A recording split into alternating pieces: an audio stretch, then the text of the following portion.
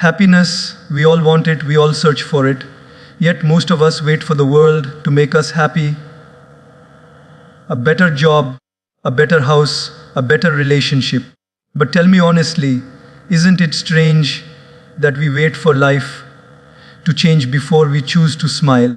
What if the real secret is not waiting, but pushing ourselves to be happy every single day? Happiness is a choice, not a result. Most of us believe that happiness is something that will happen after. After I get that promotion, after I buy that car, after I finally move into a bigger house, after someone loves me the way I want to be loved. We live in this constant waiting mode, postponing joy as if it's a prize we only deserve when life is perfect. But the truth is, if we keep waiting for life to be flawless, we'll wait forever, because life will always have imperfections, struggles, and unexpected turns. Think about it. When you were younger, you thought, once I grow up, I'll be happy. Then you grew up and thought, once I finish school, I'll be happy. After school, it became, once I get a job, I'll be happy. Then, once I get married, once I have kids, once I retire, it never ends. Happiness keeps moving further away, like the horizon. You walk towards it, and it moves further away. The problem is not that happiness doesn't exist. The problem is that we've placed it on the wrong side of conditions. Happiness was never meant to be the result of something happening. It was always meant to be the reason we live fully. Imagine this. Two people face the same situation. One loses his job and falls into despair, thinking life is over. The other loses his job and says, "This is my chance to grow, to try something new." The situation is identical, but their response is different. One chose unhappiness, the other chose happiness. Every morning when you wake up, life hands you a choice. It whispers, do you want to focus on problems or possibilities? Do you want to live in complaints or in gratitude? Do you want to wait for joy or do you want to create it? And the honest answer is, most of us let circumstances decide for us. If things go well, we're happy. If things go badly, we're miserable. But my friends, that's giving away the steering wheel of your life. Why should your peace depend on traffic, weather, economy, or someone's mood? Why should your smile belong to circumstances when it can belong to you? True power begins the day you realize, I can choose. Even if my boss is rude, I can choose patience. Even if my health is weak, I can choose gratitude for what still works. Even if someone betrays me, I can choose to forgive and free my heart. Happiness is not about denying pain. It's about deciding that pain will not control your life. It's not about faking a smile. It's about choosing to see that beyond the storm, there is always sunlight. So don't wait for happiness to come knocking at your door someday. Push yourself to be happy now, with what you have, where you are and who you are. Because the day you stop waiting and start choosing, that day you stop being a prisoner of circumstances and start becoming the master of your own joy. Gratitude is the shortcut. We live in a world where our minds are trained to notice what's missing rather than what's present. You may have 10 things working well in life, but the mind will obsess over the one thing that's not perfect. You may have food on your table, a roof over your head, and people who care for you.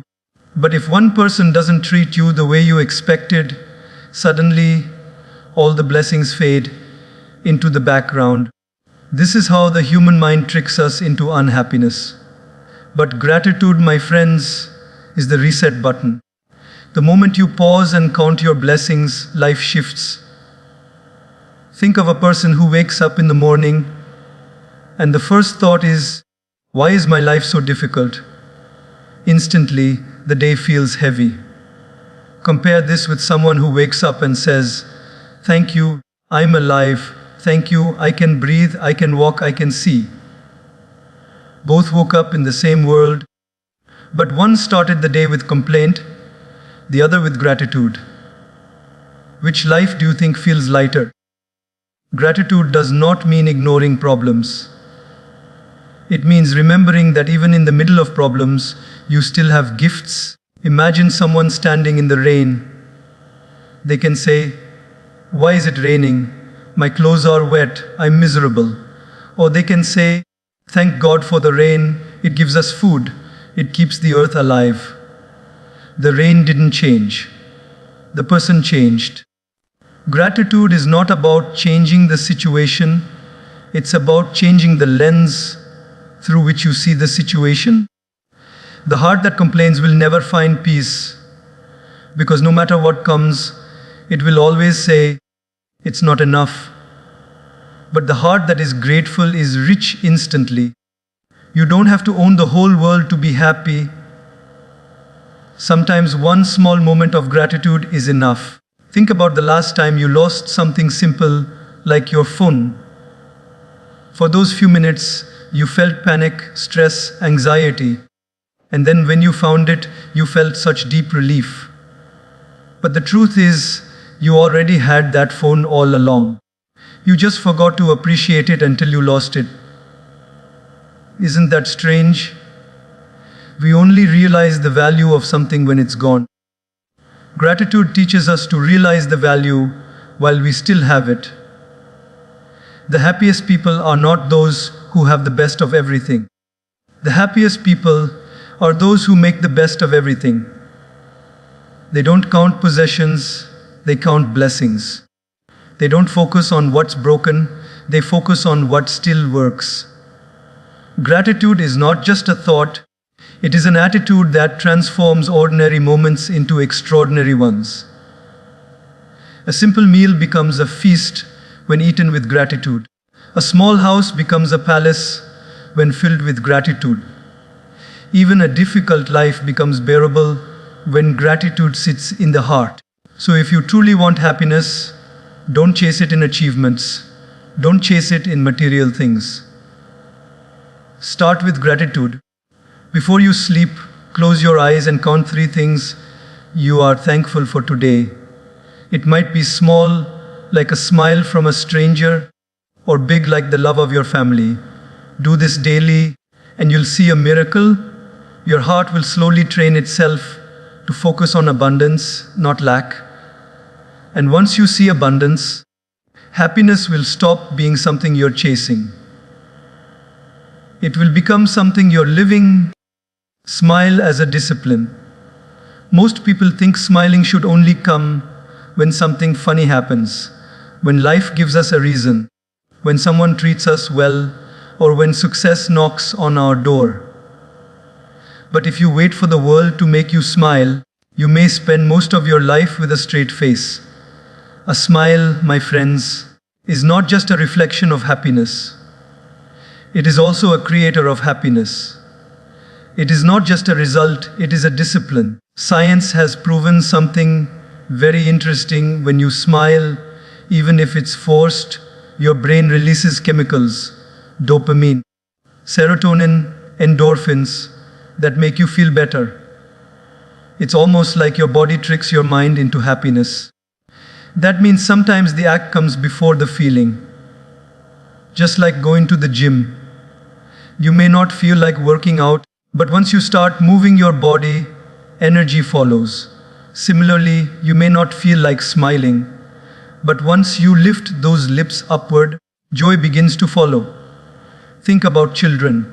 They smile hundreds of times a day for the simplest things. A butterfly, a balloon, a silly joke, sometimes for no reason at all. That's why they radiate so much light.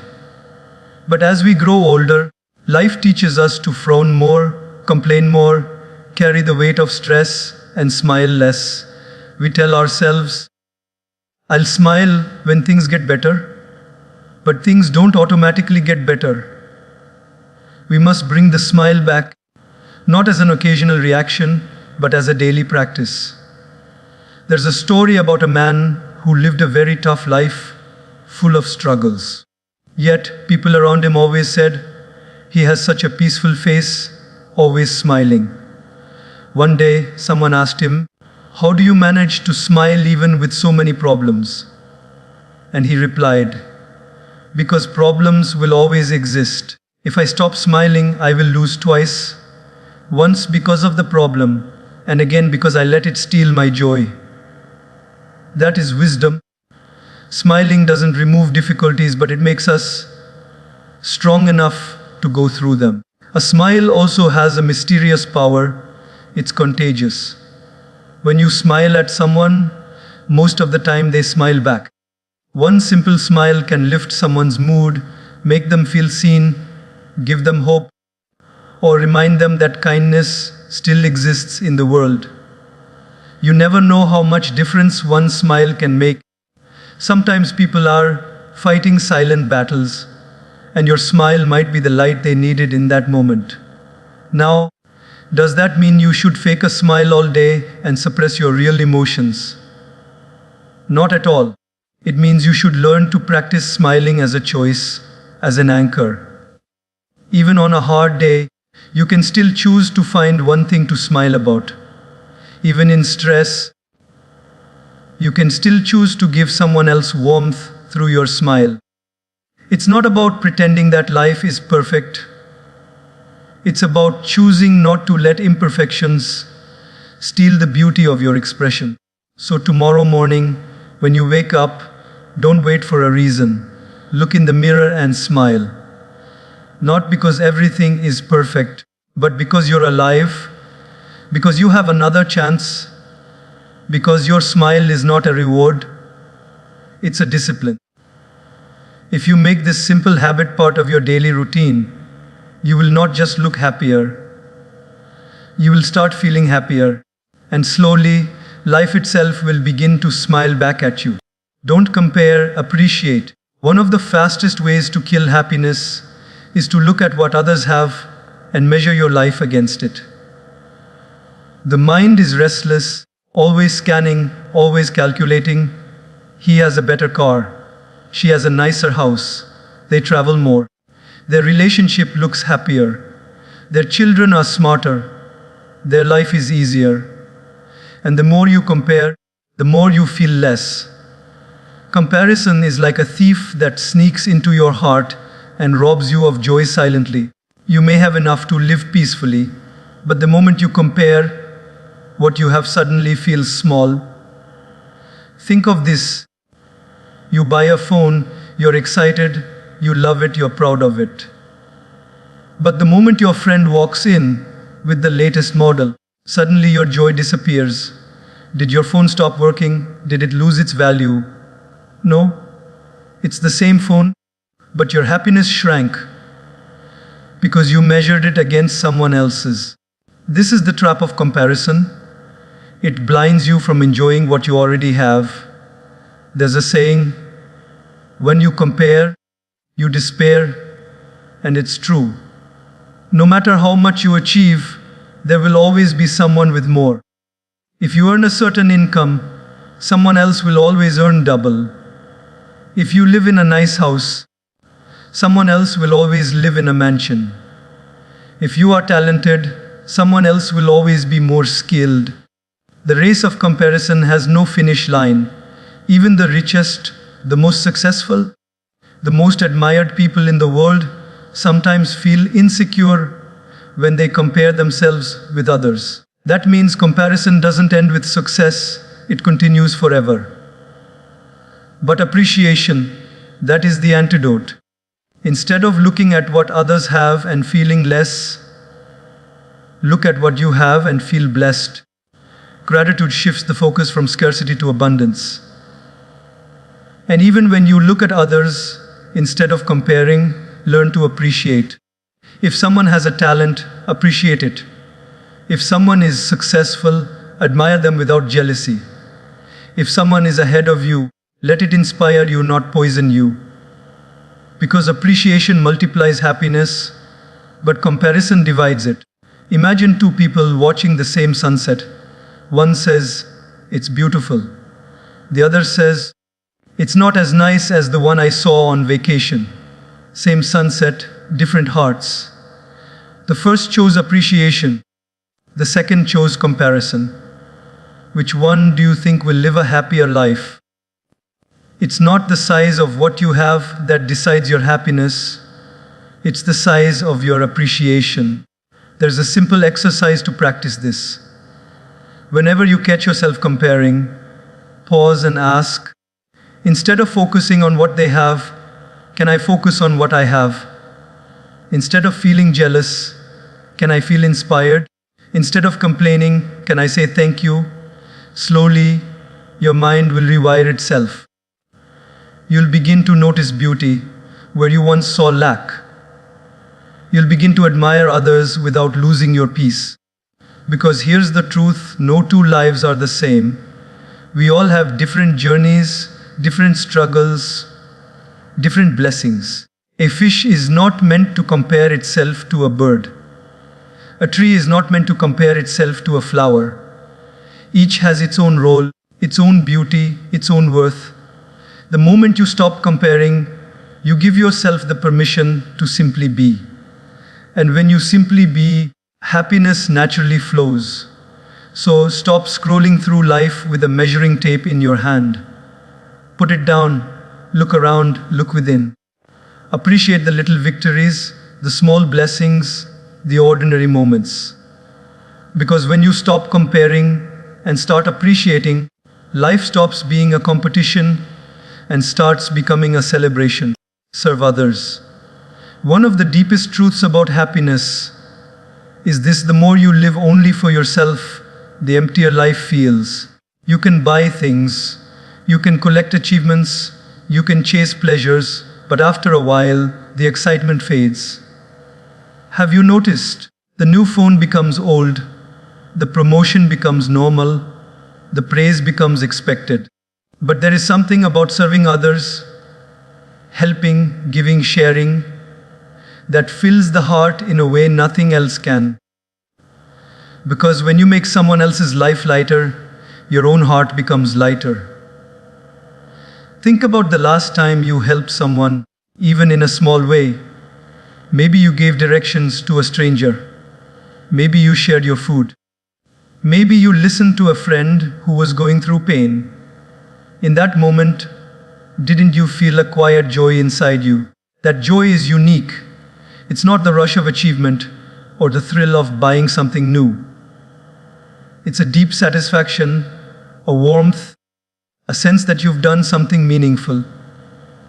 That is the happiness that service brings. There's a beautiful paradox here.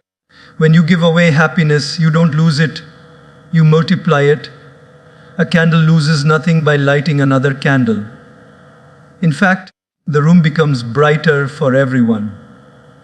In the same way, when you serve, when you give, when you help, you don't become poorer, you become richer. The joy you create for others echoes back into your own heart. But service doesn't always mean doing something grand. Sometimes we imagine that serving others means building schools, hospitals, or donating millions. Those things are wonderful, but service also hides in small, everyday gestures. Smiling at a tired cashier, holding the door open for someone, checking in on a lonely neighbor, encouraging a child, listening without interrupting. These are acts of service too. And they matter. Because for the person receiving it, that small act could mean the world. Some people say, "But I have so many problems myself. How can I serve others?" The truth is, you don't have to wait until your life is perfect. In fact, serving others even when you are struggling can heal you faster than self-pity ever will. When you shift your attention from my pain, my problem, to how can I ease someone else's pain, suddenly your own burden feels lighter. Helping others doesn't erase your struggles, but it gives you strength to bear them. History is full of examples of people who found happiness not in what they took, but in what they gave. The greatest teachers, Leaders, saints, and guides were not the richest or the most powerful. They were the ones who served humanity. And even in our own lives, we remember people not for what they owned, but for how they made us feel. Nobody says, "I'll never forget his expensive watch." We say, "I'll never forget how kind he was to me when I was down." That's the legacy of service. It outlives everything else. So, if you want happiness that lasts, don't only ask, "What can I get today?" Ask, "What can I give today?" Don't only wake up with the thought, "How can the world make me happy?" Wake up with the thought, "Whose life can I touch today?" Because when you live for yourself, happiness is small and temporary. But when you live for others, happiness becomes abundant and enduring. Serve not because others deserve it. Serve because serving makes you deserve happiness. Control the controllables. One of the biggest sources of unhappiness is the habit of trying to control everything. We want life to move according to our script. The weather should be pleasant. People should behave the way we expect. Opportunities should come on time. Results should match our effort. But reality doesn't work like that. Life is full of things outside our control. Traffic, economy, politics, weather, other people's moods, other people's decisions. And yet, most of our energy is spent fighting battles we can never win. Think of how much time we waste being angry at rain, being frustrated at traffic, being upset because someone didn't say what we wanted to hear. Can we change the rain? Can we clear the traffic with our frustration? Can we rewire someone else's personality overnight? No. Yet we allow these things to ruin our peace. That's like trying to stop waves in the ocean with your hands. You will exhaust yourself and still end up wet. The secret is learning to separate life into two zones, what you can control and what you cannot. Once you see the difference, happiness becomes much easier. For example, you can't control if someone speaks rudely to you. But you can control whether you respond with anger or with calm. You can't control whether the market goes up or down. But you can control how wisely you spend and save. You can't control if tomorrow brings challenges. But you can control how prepared, how resilient, how positive you are when challenges come. A wise person once said, "You cannot stop the wind, but you can adjust your sails." That is the art of life. Instead of wasting time trying to stop the wind, learn to adjust, to adapt, to bend without breaking. Happiness doesn't come from controlling the uncontrollable. It comes from mastering your own choices in the middle of chaos. Think of a person stuck in a traffic jam. One driver is banging the steering wheel, cursing, honking, raising blood pressure. The other driver turns on some music, makes a phone call to a friend, or simply breathes and relaxes. Both are in the same situation, but one chose misery, the other chose peace. The difference is not the traffic, it's the mindset. That is what controlling the controllables means. And here's the truth, the only true control we ever have is over ourselves, our thoughts, our emotions, our actions. But even this requires training. The mind is like a wild horse, it runs in all directions. If you don't hold the reins, it drags you into anger, fear, jealousy, stress. But if you train it, if you remind yourself, "I cannot control everything, but I can control myself," then you take back power from the world and place it in your own hands. The happiest people are not those who have a life without problems. They are those who have mastered the art of responding wisely to problems. They know storms will come, people will disappoint, plans will fail, but instead of collapsing, they choose their attitude, they choose their response, they choose their inner state. That choice is power. That choice is freedom. That choice is happiness. So the next time life throws something unexpected at you, pause and ask, is this within my control? If yes, do your best. If no, let it go. This simple practice can save you from countless hours of frustration. Remember, you are not responsible for controlling the whole world. You are responsible for controlling yourself in the world. And when you master that, happiness will no longer depend on everything going right. It will depend on you making the right choice, no matter what happens. Mind your inner dialogue. Every day, from the moment you wake up till the moment you go to sleep, there's a voice constantly speaking inside your head. That voice is powerful. It shapes how you see yourself, how you interpret the world, and how you feel about life. Yet most of us don't even notice it. We pay attention to what others say to us, but we forget to pay attention to what we say to ourselves. And sometimes, what we tell ourselves is far more damaging than what the world says. Think about it. How many times have you caught yourself thinking, I'm not good enough. I always fail, nobody cares about me. My life is a mess. These sentences may not seem big, but repeated over and over, they become the background music of your life. If the inner dialogue is negative, life feels heavy, hopeless, stressful. But if the inner dialogue is encouraging, I can handle this, I am learning, I am growing, I am worthy, then life feels lighter, more hopeful, more joyful. The words may look small, but the effect is enormous. The mind is like soil. Whatever seeds you plant, positive or negative, will grow. If you constantly plant seeds of fear, self-doubt, criticism, those will grow into weeds that choke your happiness. But if you plant seeds of encouragement, gratitude, compassion, those will grow into flowers of joy and confidence. You can't control every thought that pops up, but you can control which ones you water with your attention.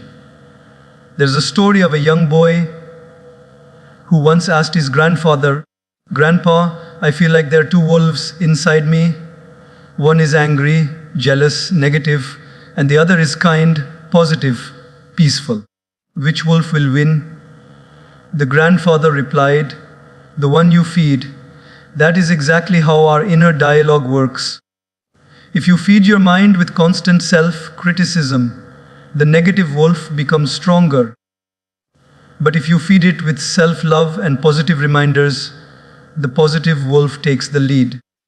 It doesn't mean you lie to yourself or pretend life is perfect. It means you speak to yourself the way you would speak to a dear friend. If your friend made a mistake, would you call them worthless?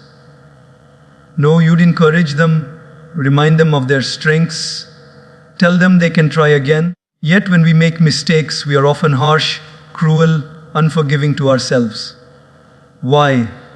If we deserve compassion from others, don't we also deserve compassion from ourselves? The inner dialogue also decides how we handle challenges. Two people can face the same failure. One tells himself, this proves I'm a loser. The other tells himself, this is a lesson, I'll come back stronger. Same failure, different dialogue, completely different future. The first person gives up, the second grows. Happiness isn't in avoiding failure, it's in choosing a dialogue that turns failure into fuel. Here's something practical. Start noticing your inner voice. When you catch yourself saying something negative, pause and reframe it. Instead of, I can't do this, try, I'll find a way. Instead of, I always mess up, try, I'm still learning. Instead of, nobody loves me, try, I will love myself enough to attract love. Small shifts, repeated daily, can rewire the mind. Slowly, your inner dialogue transforms from being your enemy into being your greatest ally.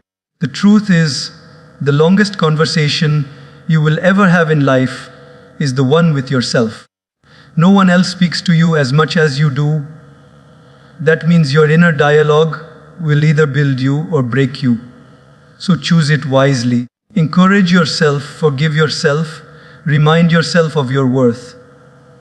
Because when the voice inside you becomes kind, supportive, and uplifting, the whole world outside starts feeling more peaceful. And when the inside is at peace, happiness flows effortlessly.